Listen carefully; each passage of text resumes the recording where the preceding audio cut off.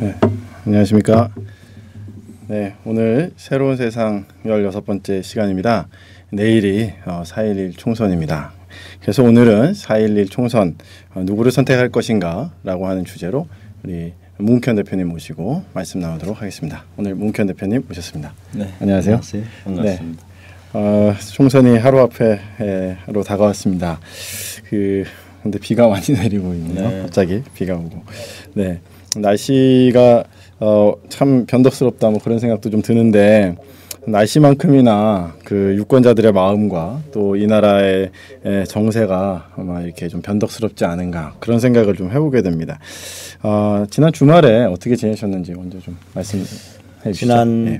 주말 이틀 동안 한중 경제인 워크숍이 있었어요. 네. 마침 제가 주재하는 거라 네. 중국에 가 있었습니다. 네. 중국인들의 그 사람 중심 네. 지식 경제에 대한 예. 그분들은 뭐 혼이 있는 경제라고 그러는데 예. 그거에 대한 의지가 뭐 높은 걸 다시 한번 확인할 수 있었고요. 네. 우리처럼 특권이 많은 사회가 아니다 보니까 네. 경제 민주화는 우리보다 빨리 갈 수 있지 않을까 이런 생각을 다시 한번 하면서 네. 한중 협력 경제인 협력 방안을 예. 많이 논의하고 왔습니다. 그보다는 뭐 나중에 예, 이렇게 열기로 하고요. 예, 선거 끝난 다음에 조금 예, 더 자세하게 오다 보니까 예. 정말 불행한 소식을 들었습니다. 네. 비행기에서 이렇게 신문을 보니까 네. 수원의 한 20대 여성이 잔혹하게 토막살인 당한 일인데요. 그렇죠. 이건 뭐 네. 남의 일 같지 않거든요. 네. 뭐 우리나라의 모든 지도층의 부패와 무능 뭐 이런 속에서도 그래도 한국의 치안만큼은 네. 믿고 싶었는데 예. 그 마지막 생존을 위한 신뢰마저도 이번에 112 신고의 무능과 함께 네. 무너진 거거든요. 예. 총체적 부패가 결국 총체적 무능과 총체적 실패를 가져온 거죠. 네.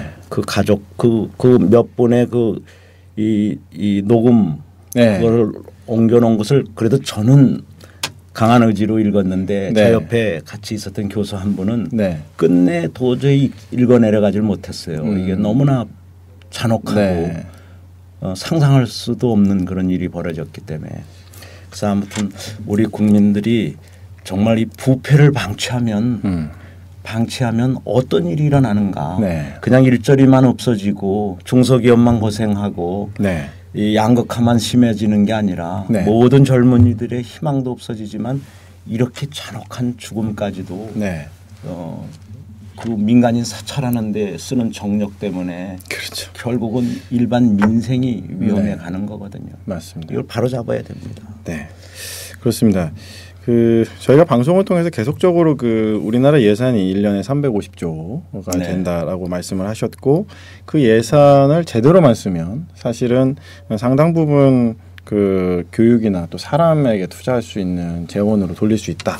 예, 그러니까 아무리 무능한 경영자라 하더라도 네. 현재 350조 중에서 10% 네. 35조는 절약해낼 수 있다라고 보는 겁니다. 35조 원을 절감은 누구든지 마음만 있으면 할 수 있다. 경영 마인드가 있고 경영 마인드가 국민을 있고. 네. 주권자로 보지 네. 머슴들이 나눠 먹기로 하지만 않는다면 네. 거기서 바로 잡을 수 있는 게 1, 2년 내에 네. 매년 35조 원을 절약할 수 있는 거죠. 네. 이것을 이제 교육의 혁신이라든가 사교육비를 줄인다라든가 네. 뭐 이 대학 교육비를 선진국처럼 유럽 국가처럼 무료로 한다든가 뭐 반값을 지나서 무료로 하는 나라가 많으니까요. 그렇죠. 예. 중소기업 활성화라든가 미진한 복지를 개선한다라든가 할 일이 많죠. 네. R&D라든가 이런 데도 예. 많고.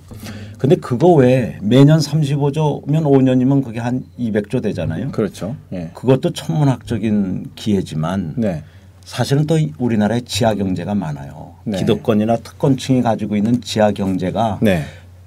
세수로 따졌을 때만도 네. 최소 30조가 넘는다고 그러고 네. 많으면 5, 60조 원이 된다고 그러니까 네. 이 정부에서의 낭비와 예. 그리고 지하 경제에서의 세수화 네. 이걸 합하면 매년 60조에서 뭐 7, 80조도 갈 수 있는 거기 때문에 네. 부패한 정권만 없애면 네. 부패한 기득권만 없애면 네. 우리 대한민국은 완전히 새롭게 탄생할 수 있는 거죠. 네. 지금 사실은 총선 때 공약이 주로 한 3가지 정도로 요약이 되더라고요. 보니까 뭐 도로를 놓겠다. 아직도 이런 토건 중심의 공약. 그리고 뭐 개발을 유치하겠다. 뭐 어떤 기관을 유치하겠다라고 하는 지역 발전 공약이 거의 뭐 3대 공약 중에 그 1, 2위를 다투고 이제 나머지 하나가 이제 복지 관련된 예산을 증액해서 복지 관련된 것을 좀 하겠다라고 했을 때 그러면 이 세 가지 주된 공약은 전부 다 돈 쓰겠다는 공약만 지금 있는 상황이거든요. 그러니까 말씀하신 것처럼 돈을 그럼 어디서 조달할 거냐? 피터 드러커 같은 사람은 쓸 생각만 하는 경영자는 절대 경영자로 받아들여서는 안 된다는 겁니다. 기업이든 국가든 어떤 사회든 돈을 쓸 생각만 하면 안 된다. 잘못된 과거를 정리할 수 있는 능력, 잘못된 과거와 단절할 수 있는 능력이 있어야 된다고 합니다. 이것을 그분은 시스테매틱 어벤던먼트라고 그래서 체계적으로 제도적으로 과거를 폐기할 능력이 있는 사람이어야 되는데 자기를 부정해야 되거나 자기의 과거를 부정해야 되는 게 쉽지 않잖아요. 그래서 새술은 새푸대에 담으려는 것이지 썩은 뿌리에서 새꽃이 나올 수가 없는 거거든요. 그래서 사실은 이 시스테매틱 어벤던먼트 제도적 폐기를 통해서 우리가 과거를 버려야 되는데 특권층이 과거를 버리지 못하는 것만큼 우리 국민들이 썩은 정당들에 대한 미련을 버리질 못하고 있는 게 사실 아쉬운 일이죠. 이럴 때 젊은이들이 과거로부터 자유스러우니까 그리고 더 오랜 세월 이 대한민국을 이끌 사람들이니까 그분들이 상대적으로 과거와의 단절을 선언하고 그래야죠. 네, 그렇습니다.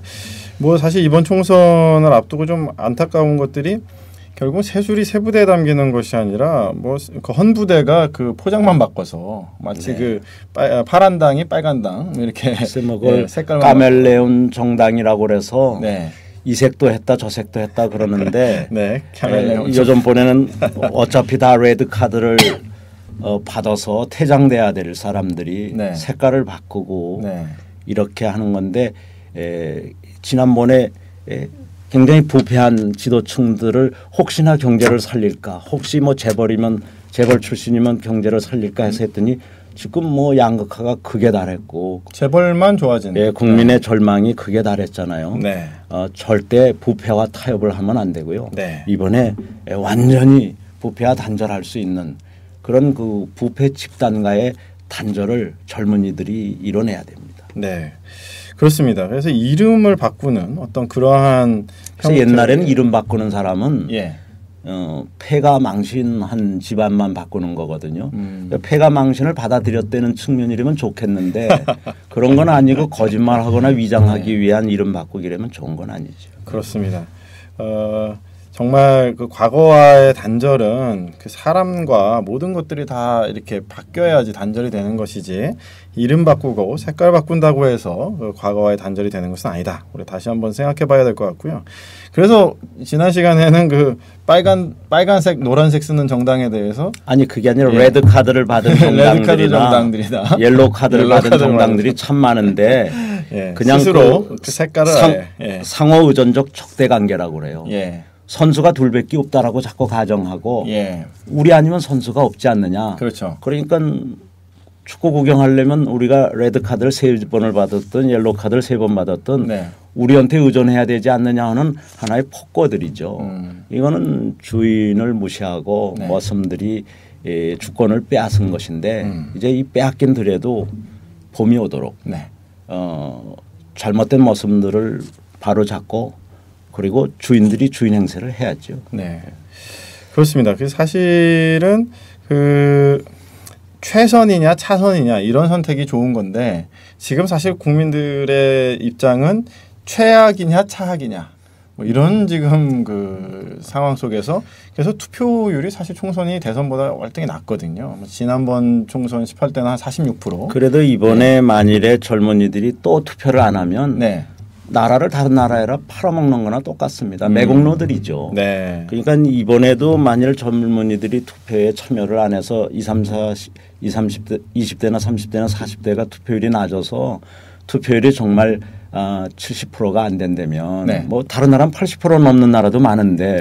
우리나라는 한때 90%인 때도 있었거든요. 이 정치가 잘못됐으면 바로 잡아야지 이걸 막 40%대 내지 50% 투표율로 방치시키면 이건 매국노들이나 똑같거든요. 우리 젊은이들이 매국노가 될 필요는 없잖아요. 이게 나라만 팔아먹는 게 아니라 자기네들의 미래까지 팔아먹는 거거든요. 그렇죠. 이번 선거에는 젊은이들일수록 뭐 아플 확률이 적잖아요. 어르신들보다. 어르신들이 아파서 투표장에 안 나오거나 이러는 것도 모셔서 이렇게 나오게 하는 판인데 젊은이들은 제발로 80~90% 나와야죠. 그 총선에서 또 중요하게 작용하는 게 이제 그 사표 심리라고 하는 게 있습니다. 그래서 어차피 뭐 내가 찍어봤자 되지도 않을 그런 후보를 내가 찍거나 또 작은 정당 요새 그 두 번 찍지 않습니까? 하나는 후보를 찍고 하나는 이제 정당을 찍게 되어 있는데 1인 2표제인데 이제 그 비례대표가 사실은 적다 보니까 사실 뭐 내가 이렇게 작은 정당들을 찍어봤자 이게 뭐 얼마나 유익이 되겠느냐 그렇게 생각하는 분들도 많이 있거든요. 그렇지 않습니다. 한 명이라도 진출하는 게 의미가 있지만 지금 국민들이 양대 진영을 지지하는 거는 합해서 50%가 안 되거든요. 이념 가지고 싸우거나 지역 가지고 싸우는 그 양 진영을 지지하는 비율은 전 국민의 45%에서 50%밖에 안 돼요. 나머지 사람은 안철수 같이 어떤 진영으로부터도 자유스러운 어떤 이념으로나 어떤 지역 연구로부터도 자유스러운 사람을 지지하는 국민이 50% 내지 55%가 되거든요. 사실 양대 정당을 지지하지 않는 그런 분들이 한 50% 정도 되는 거죠. 그렇죠. 그러니까 이분들이 투표장에만 나오면 50% 내지 55%까지 갈 방법은 이 국회에서 50%나 55%가 갈 방법은 없어요. 왜냐하면 출마자가 제한돼 있으니까. 그렇죠. 양당 중심으로 많이 출마했고 무소속 출마자는 300명이 안 되잖아요. 이 300명 중에서 잘 골라내는 방법도 있지만 1인 2표제거든요. 그렇죠. 그럼 1인 2표제 중에서 한 표는 정당을 찍게 돼 있기 때문에 정당은 양당이나 양진영 말고도 작게 보면 15개 많게 보면 20개가 당이 있고 10개 내지 15개가 추가로 더 있거든요. 그 중에서 양대 진영과 비슷한 데는 빼놓고라도 분명히 안철수와 같은 길을 갈 사람들, 안철수를 지지하고 나선 사람들, 안철수와 뜻이 같다고 이렇게 하는 사람들, 즉 양대 진영에 속하지 않겠다고 하는 그룹들이 있거든요. 그렇죠. 그런데나 1인 2표에서 정당 표를 걷다 던지면 그렇게 되면 국회에서 쉽게 예를 들면은 10% 의석인 30석을 넘어설 수가 있죠. 그럼 20석만 넘어도 제3교섭단체가 나오니까 맞습니다. 사실은 제3교섭단체가 우리 대한민국을 미래로 끌고 가는 파일로트가 되고 파일로트는 클 필요 없거든요. 파일로트는 한 명이 하는 거거든요. 도선사라고 해서 맨 앞에 배를 끄는 사람 아니에요. 20명이 넘고 약 한 30명이 되는 이 제3의 길을 가는 미래정당이 있으면 대한민국을 재창조하는 그런 미래정당이 있으면 청년정당이 있으면 저는 그런 정당들이 이 270석 되는 기존 정당들이나 그 진영에 가까운 정당들을 이끌고 대한민국을 새로운 미래로 끌고 가고 거기에 블루오션 대한민국의 새로운 미래가 있는 거거든요. 그 말씀하셨지만 또 이제 그 한 가지는 최근에 이제 청년들을 비례대표로 이렇게 선출한 정당들이 좀 있더라고요. 뭐 창조한국당도 보니까 젊은 후보들을 많이 냈었고요. 그리고 청년당이라고 아예 젊은이들만 거기도 뭐 평화재단과 함께 안철수와 함께 일하던 분들이 일부 만든 그런 단체인 것 같아요. 그렇죠. 그리고 또 뭐 녹색당 같이 또 새롭지만 또 참신한 거긴 독일에 전 세계적으로 뭐 녹색 정치가 많이 진짜 가짜 녹색이 아니라 진짜 녹색을 진짜 녹색. 하는 정당들이 자리를 잡아가는데 그중에 대표적인 데가 독일의 산업들이 몰려 있는 이 독일의 남서쪽 그 주에서 녹색 주지사가 나왔고 녹색의 이 주의원들이 대거 나왔거든요. 그런 것을 보면 우리나라도 한 특정 지역을 아예 녹색 땅이 이렇게 많이 그렇습니다. 그래서 우리나라도 일본의 후쿠시마 사태를 봐도 그렇고 원전이 워낙 그 불량한 고장률이 굉장히 높잖아요. 그런 거라든가 그다음에 또 숨기는 게 워낙 많은 사회 아니에요. 원전의 부실을 숨기고 있었으니 부산 시민들이 얼마나 불안했겠어요. 그렇습니다. 그러니까 그런 것들을 포함해서 이 뭔가 미래지향적인 정당들이 서너 개 있어요. 그런 것들에다 표를 던지면 그러면 사람은 출마를 안 했으니까 뭐 300명 중에서 골라야 되지만 예, 지역구는 좀 뭐 지역구는 아무래도 양당보다는 양당은 한 550명 되는데 이쪽은 300명밖에 안 되니까 네. 조금 문제는 있지만 예. 그래도 550대 300이면 적지 않은 비율이고요. 네. 그다음에 이제 정당은 뭐 불과 한 5-6개에서 고르는 거니까 네. 그건 아주 쉽다고 봅니다. 그냥 네. 미래를 위해서 네. 이 두 번째 정당 표를 예. 경제 중심적인 당, 네. 미래지향적인 당, 과거로부터 자유스러운데 부패나 지역 연고나 이념으로부터 자유스러운데 이런 데라 하는 것이 네. 이 세상을 바로잡는 길이죠. 네, 그렇습니다. 다시 한번 말씀드리지만 사표 심리가 우리의 어떤 그 정당 투표에 대해서까지 인색하게 되는 경우가 있는데 사실은 사표 심리를 우리 마음에서부터 지워버린다면 그리고 저 미래지향적인 당에다가 우리가 지지를 한다면 단 한 표도 사표가 안 됩니다. 사표. 저 정당 두 번째 표인 정당을 선택하는 표는 단 한 표도 사표가 안 됩니다. 이 작은 당에 했을 때 오히려 그걸 작은 당을 지원하기 위해서 만든 제도거든요. 현재 모든 제도가 언론이나 모든 거가 양당 체제로 돼 있기 때문에 비례대표만은 작은 정당이 진출할 수 있을 기회를 주자. 그래서 만든 거기 때문에 그쪽이라 하면 단 한 표도 사표가 안 되고 3%가 넘는 정당들은 다 국회의석을 확보합니다. 그런데 지금 국민의 지지로 보면은 양대 진영을 반대하는 일반 미래 진영을 지지하는 분들이 50%나 되기 때문에 그중에 20%포인트만 바로 찍어도 60석이 되는 거고요. 10%만 바로 찍어도 30석이 되는 거예요. 그렇죠. 그럼 상당한 거죠. 사실은 비례 30석이면 굳이 국회의석을 다 차지할 필요는 없고 다 차지하면 다 거수기만 돼요. 그렇습니다. 그래서 우리가 일단은 사표 심리 때문에 굳이 양당으로 최악과 차악 뭐 이런 방식 그리고 기득권을 공고히 하는 방식으로 투표를 하실 필요는 없다. 그 말씀드리고요. 그리고 이제 또 한 가지 우려가 있습니다. 이제 정치 신인들이 이제 많이 나왔습니다. 청년 비례대표 같은 경우는 사실 처음 이제 진출하는 그런 부분이었었는데 이런 우려들이 있습니다. 너무 젊고 경험이 없는데 국정의 중요한 리더십인 국회의원은 이 사람들이 할 수 있겠냐? 그러한 우려들 때문에 그래도 또 뭐 경륜이 있는 후보를 지지해야 되지 않느냐 뭐 이런 얘기도 있거든요. 근데 세대별 대표성이 있어야 되는 거거든요. 근데 지금까지를 보면 다른 나라하고 달리 우리나라는 세대적 대표성이 없는 한쪽으로 편중된 그런 정당들과 국회였어요. 그래서 어떤 지역을 또 뭐 재벌을 대리한다든가 지역을 대리한다든가 종교를 대리한다든가 이런 식이었지 20대 30대 뭐 중소기업을 대변하거나 여성을 대변하는 이런 데들이 거의 없었어요.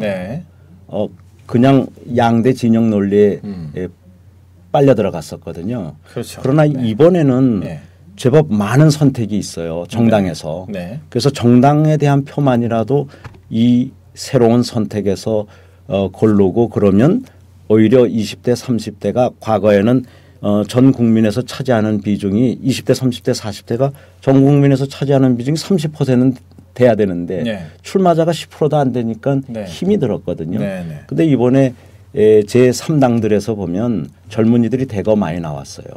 그런 데다 관심을 쏟아야죠. 네, 그렇습니다. 그래서 그 젊은 세대를 대변할 수 있는 뭐 모든 사실 국회의원들이 다 젊은이가 될 수는 없지 않습니까? 그런데 그래도 일부는 그리고 이제 뭐냐면 꽤 많은 사람들이 아마도 젊으면은 부패의 기회가 없어요. 그런데 지금 기득권이나 이런 사람들은 부패나 뭐 부정을 당연시하고 우리 땐 다 그렇게 살았는데 이러거든요. 그러나 세계는 지금 그렇게 살고 있지 않거든요. 그러니까 지금 20, 30대마저도 옛날 방식으로 살라고 강요하면 안 되거든요. 그래서 오히려 젊은 사람들이 들어와야 과거로부터 단절을 하지 이 부패한 사람들끼리만 모여 있으면 절대 단절이 안 돼요. 그래서 지금 이 시대에 꼭 필요한 것은 과거의 부패한 경험, 부정과 부패를 일삼는 경험 그런 연조가 아니라 미래를 향한 의지, 과거의 과거로부터 단절, 부패의 학연, 지연 이런 걸로부터 단절할 때의 외로움을 이겨낼 수 있는 그런 의지들이 필요한 때거든요. 그래서 젊은이들이 경험 없는 것은 전혀 상관없습니다. 네. 투표율에 의해서 사실은 이게 뭐 여당이냐 야당이나 유리하다 뭐 이런 얘기를 하는데 투표율이 뭐 55%를 넘느냐 안 넘느냐 갖고 지금 논의가 되고 있습니다. 그런데 제가 오늘 말씀을 듣다 보니까 투표율이 예를 들어서 80%가 됐다. 그러니까 양대 정당을 지지하지 않는 예. 양대 정당을 지지하지 않는 분들이 투표장에 가지 말고 아유 뭐 이 당이나 저 당이나 똑같아. 그래서 사실은 그래서 표를 행사 안 하시는 분들이 많거든요. 근데 이 당이나 저 당이나 다 싫어서 아까 말씀하셨던 새롭고 참신한 그런 젊은이들을 내보낸 그런 정당에 투표를 하시는 분들이 한 30%가 됐다. 그러면 대한민국이 바뀌죠.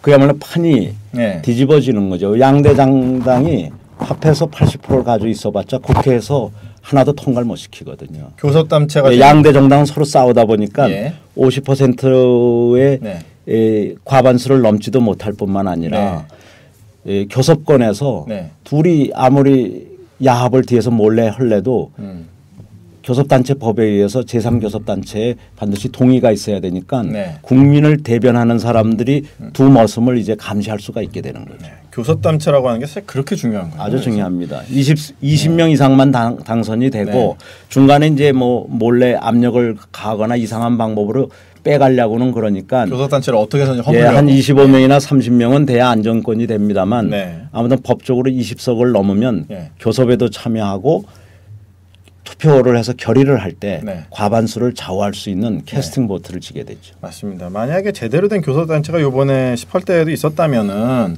지금처럼 국회의원 의석수를 그냥 은근슬쩍 한 명 딱 늘려가지고 300명 만드는 이런 일은 못했지 않았을까요? 지금은 사실상 극단적인 보수와 또 개혁의 비중이 2대1이었거든요. 200석 대 100석 정도였어요. 네. 그러다 보니까 뭐 일방적으로 독조하고 부정과 부패와 탄핵 사유가 뭐 엄청나게 많은 이 부정과 부패가 많아도 탄핵이라는 걸 함부로 말도 꺼내지도 못하고 오늘날 이렇게 경찰의 붕괴까지도 네. 우리나라 민생 치안의 네. 붕괴까지도 이르게 된 것이죠. 네, 그렇습니다.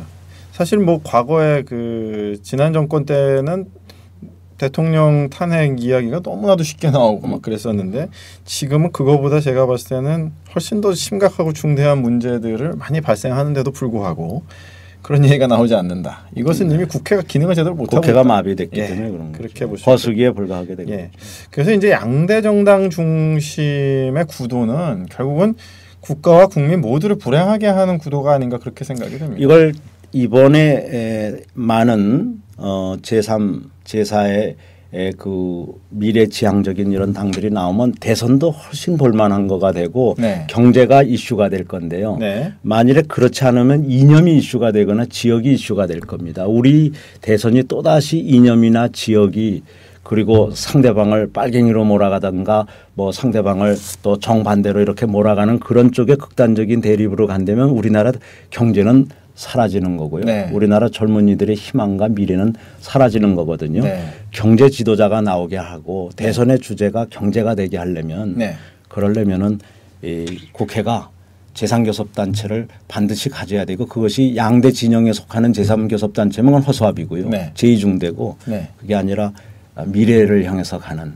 양진영으로부터 자유스러운 이념으로부터 자유스러운 부패로부터 자유스러운 안철수와 같은 그런 사람들이 모일 수 있는 그런 게 있으면 또 굳이 이 대선에 나오는 좋은 사람들이 당을 만들려고 할 필요도 없잖아요. 그런 좋은 무소속과 좋은 제3의 경제 중심 정당들이 미래 중심 정당들이 합해서 안철수 같은 사람을 모실 수도 있는 거니까요. 네, 그렇습니다. 사실 이번 선거 중에도 사실 안철수 원장의 행보가 잠시 이렇게 주목을 끌었었습니다.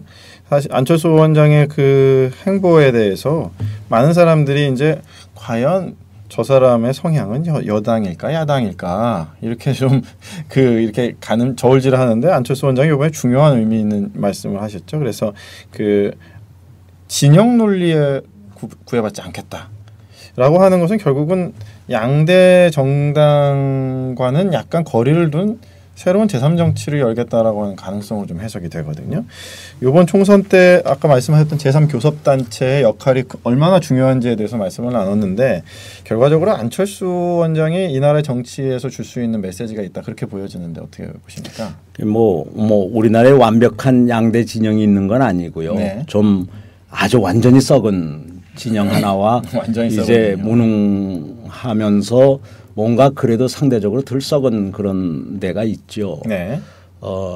그 안철수는 아무튼 그 모든 거로부터 자유스러워지고 싶어하는 국민을 대변하는 것 같아요. 네. 그래서 그것이 지역주의든 영거주의든 예. 또 부패든 네. 무능으로부터 자유스럽고 우리나라의 중소기업을 독일의 중소기업처럼 명품화하고 세계로 뻗어나갈 기회를 주고 그것을 통해서 창조적 경제를 만들고 일자리를 수백만 개를 만들고 젊은이에게 희망을 주고 네.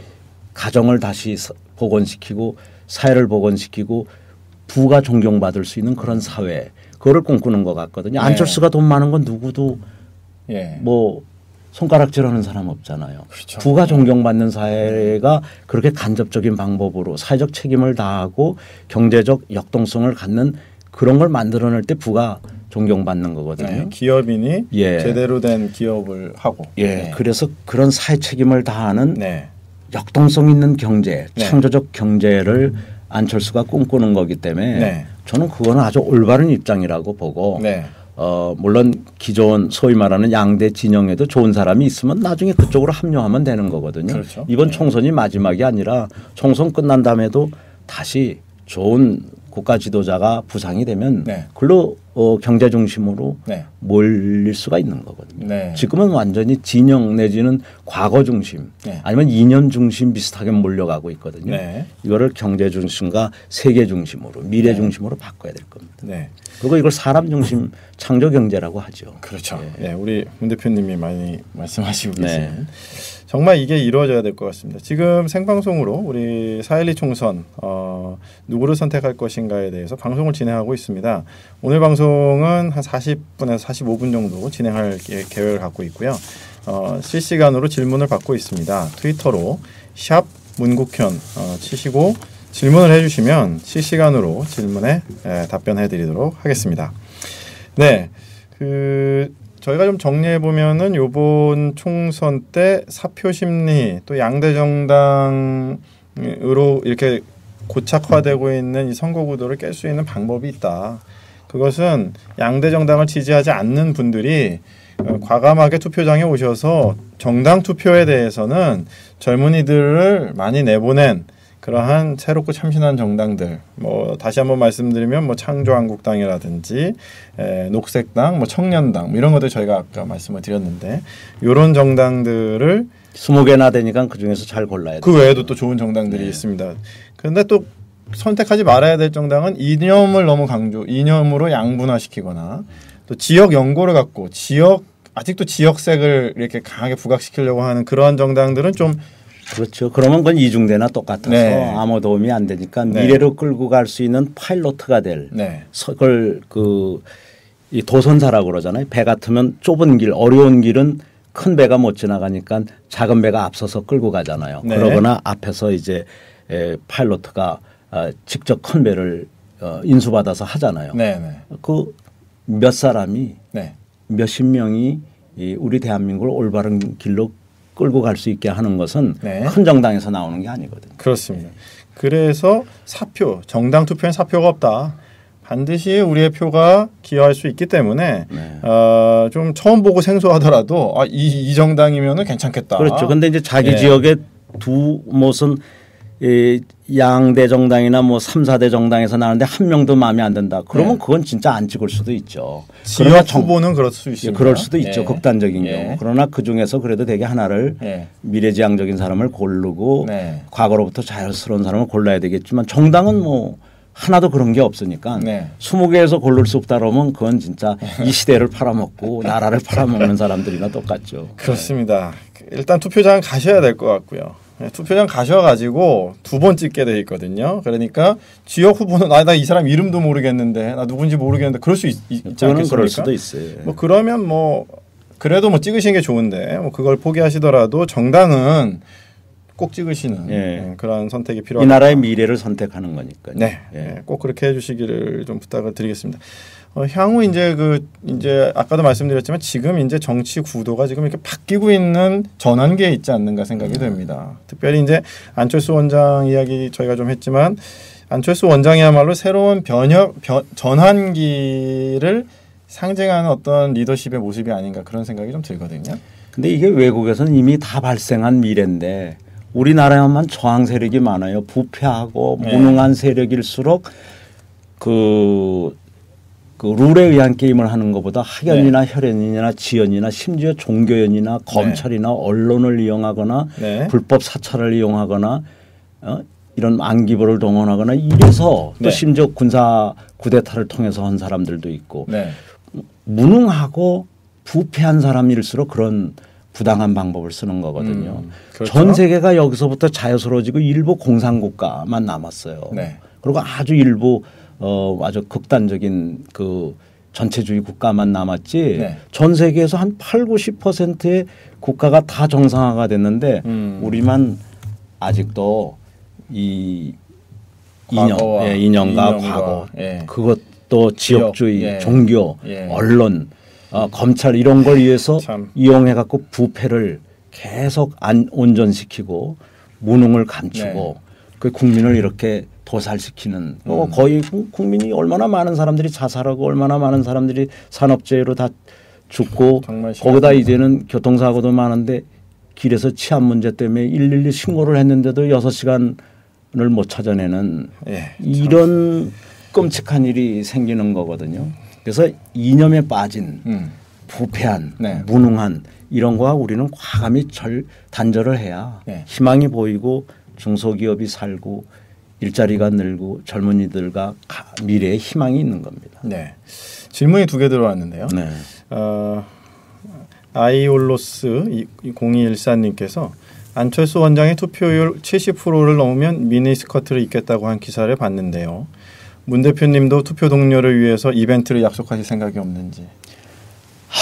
글쎄요. 저는 제가 안철수 의장하고 오랜 동안 사귀었지만 안철수 씨가 미니 스카트라고 그랬어요. 미니 스카트를 입고 춤을 춘다면 그것만으로도 충분하지 않을까. 저는 뭐 80%쯤 이렇게 가야 우리 국민이 정말 주권의식을 발휘하는 거라고 생각하지만 저는 아무것도 약속 안 하겠습니다. 다만 그만큼 심각하게 중요한 일인데 안철수처럼 점잖은 사람이 미니스커트를 입고 춤을 춘다는 게 저는 상상이 안 되는데. 대표님은 빨간 립스틱을 한번 바르시면 어떨까요? 뭐 국민을 위해서 뭐든지 다 하고 또 젊은이와 이 대한민국의 미래를 위해서 뭐든지 다 해야 되겠지만 일단 안철수 춤을 먼저 보고 싶습니다. 그러면 문국회 대표님께서는 80% 넘으면 빨간 립스틱을 한번 발라시는 거고. 또 한 가지는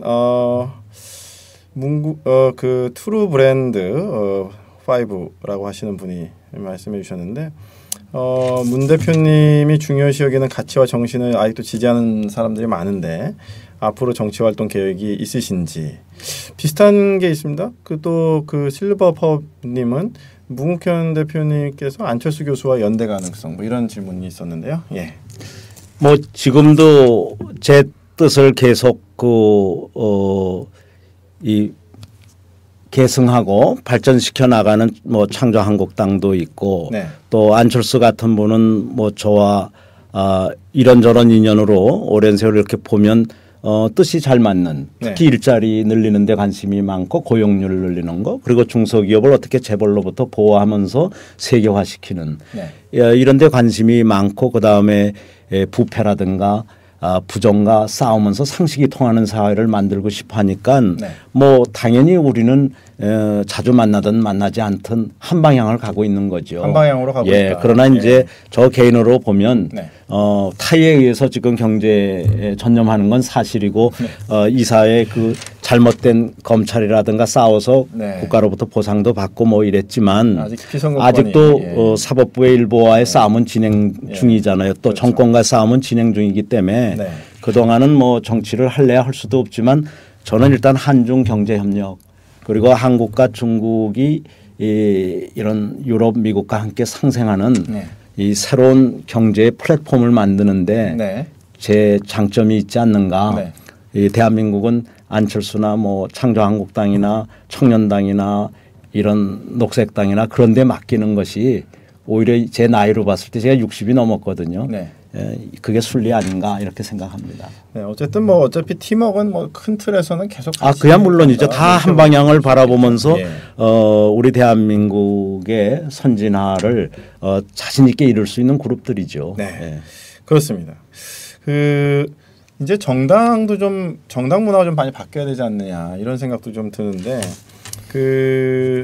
안철수 원장의 행보와 더불어서 제3의 정당들이 만약에 생긴다라고 했을 때 그 정당은 어떤 모습이어야 될까?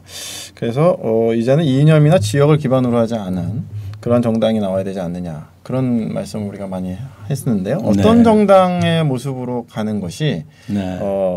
제3의 정당, 미래 정당의 모습일까요? 일단 소위 말해서 프로 정치인들을 너무 과신하지 않는 네. 생활 정치인들의 당이어야 될 것 같아요. 프로 정치인이 아니라 네. 생활 정치인들이 많이 나와야 그리고 된다. 세계를 많이 돌아다보고 이 자유스러운 영혼을 가진 네. 부패나 학연혈연, 지연, 종교연 같은 거에 노예가 아닌 네. 자유스러운 영혼들이어야 될 것 같아요. 자유로운 영혼들이 많이 있어야 된다. 과거와 얽매이지 않는. 그리고 국제사회와의 어떤 그 전 세계적 운동 같은 것을 이끌어본 경험이 있어서 한국의 민주주의라든가 특히 이 젊은이들의 꿈을 빼앗아가지 않을 후퇴시키지 않을 그런 그 미래지향적인 개방된 그런 그 조직이어야 될 것 같아요. 네. 제가 그 개방형 조직이 필요하다. 네. 법륜 스님께서 안철수 의장과 한동안 그 팀들과 활동을 할 때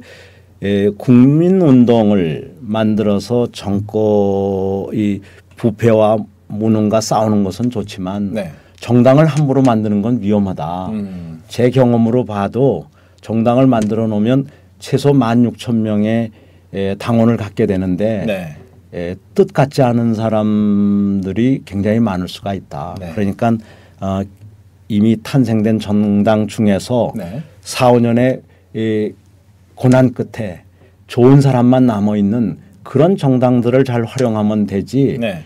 굳이 함부로 정당을 만들다가는 한국의 법이 이 양대 정당에 너무나 많은 그 특혜를 주고 있고 네. 그리고 작은 정당은 프로 정치인들이 함부로 장난을 할 수 있는 네. 그런 위험성이 있기 때문에 네. 당을 함부로 만들어서는 안 된다고 계속 몇 달 동안 얘기를 했었거든요. 예.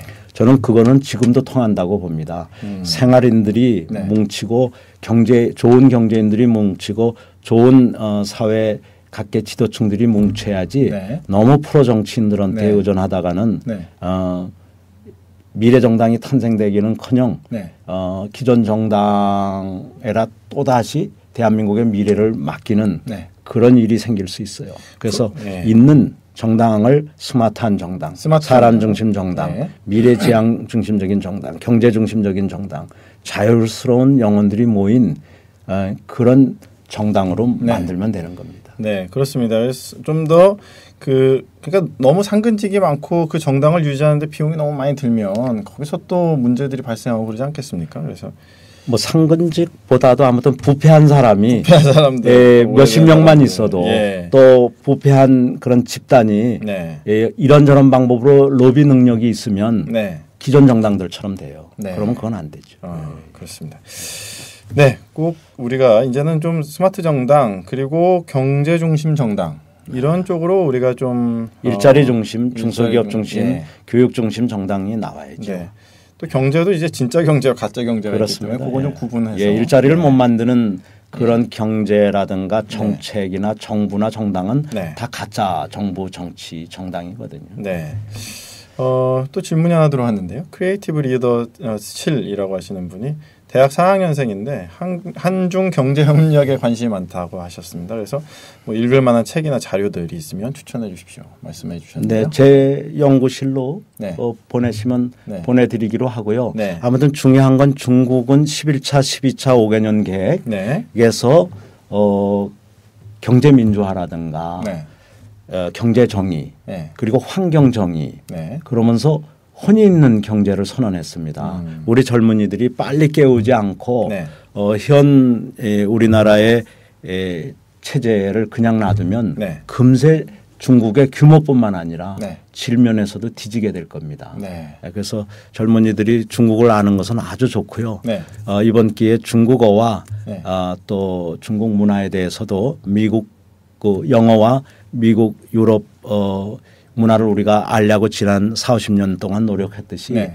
이제는 중국이라든가 인도라든가 이런 데 관심을 많이 가질 때입니다. 네. 자료를 원하시면 제가 보내드리겠습니다. 네. 그 우리 뉴 패러다임 인스티튜트, 네. 뉴 패러다임 인스티튜트 검색하셔가지고 예, 그 주소에다가 예. 이렇게 네. 편지해 주시면 네. 네.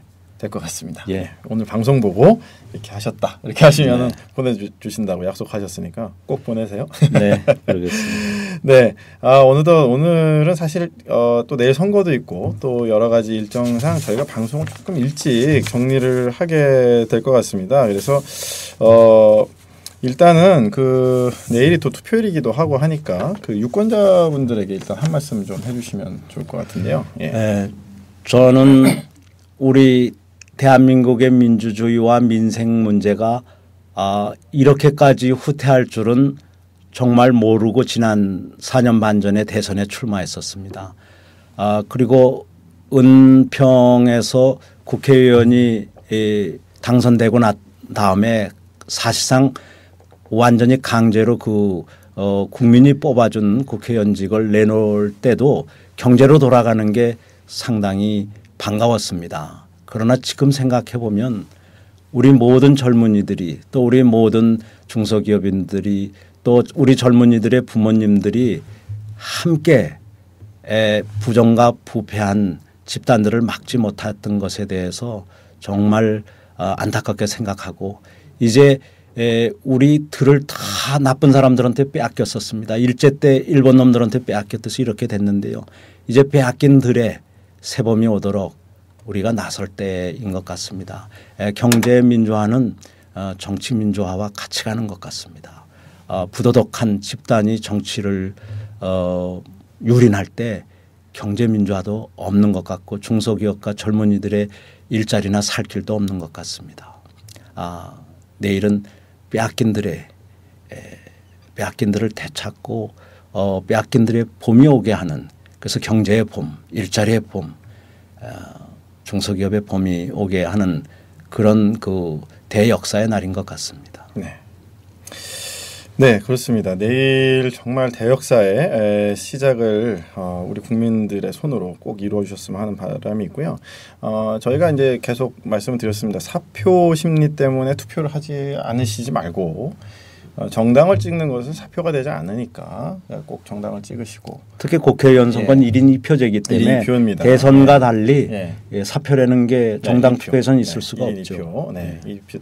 그러니까 그 한 표는 내가 누구 찍어야 될지 잘 모르겠다 그럴 수 있으나 정당은 고르실 수 있다. 그래서 꼭 투표해 주시길 바라고요. 끝으로 지금 이제 기성 정치에 많이 절망하시고 또 희망을 담기 어려워가지고 새로운 정치를 갈망하는 분들이 많이 계신 것 같고요. 지금 이렇게 방송을 보시는 분들도 많이 계신데 그런 분들에게 또 한 말씀 해주시면 좋을 것 같습니다. 이번 총선은 그냥 변화의 시작에 불과할 것 같습니다. 총선에서 10% 내지 20% 국회의석으로 아마 30석 내지 60석 가까이를 무소속과 미래지향적인 신생 정당들이 차지한다면 아마 국회는 완전히 개혁에 들어가게 될 거라고 봅니다. 거기에 이어서 좋은 우리 경제를 바로잡을 그런 사람들이 올가을 이사회에 나온다면 대한민국의 경제는 지정학적으로 봤을 때나 산업의 발전으로 봤을 때나 기술의 변화로 봤을 때나 가장 전성기에 올라갈 수 있는 그런 좋은 때입니다. 중국과 인도, 러시아 그리고 우리의 오랜 우방인 미국, 일본, 유럽과 함께 갈 수 있는 그런 기회를 놓치지 않았으면 좋겠습니다. 네, 그렇습니다. 이제 총선 몇 시간 앞으로 다가왔습니다. 꼭 투표하시고요. 반드시 투표장에 가셔서 양대 정당 마음에 안 든다고 투표장에 안 가시는 게 아니라 양대 정당 말고도 찍을 정당 많으니까 꼭 투표해 주시기를 다시 한번 부탁을 드리겠습니다. 투표율 80% 넘으면 혹시나 제가 방송 중에 이벤트 립스틱 하나 준비하도록 그렇게 하겠습니다. 다음 주에는 저희가 그 총선 평가도 좀 하고 또 경제 이야기. 제가 중국에 2번 가야 되기 때문에 다음 주가 될 가능성이 있는데 다음 주가 되도록 한번 연구를 해보겠습니다. 그렇게 해서 또 저희가 방송 계속 문 대표님 모시고 방송 진행할 수 있도록 그렇게 하겠습니다. 오늘 이렇게 청취해 주신 여러분들 대단히 감사드리고 우리 문 대표님 감사드립니다. 네, 고맙습니다. 건강하십시오. 네, 오늘 방송 마치겠습니다.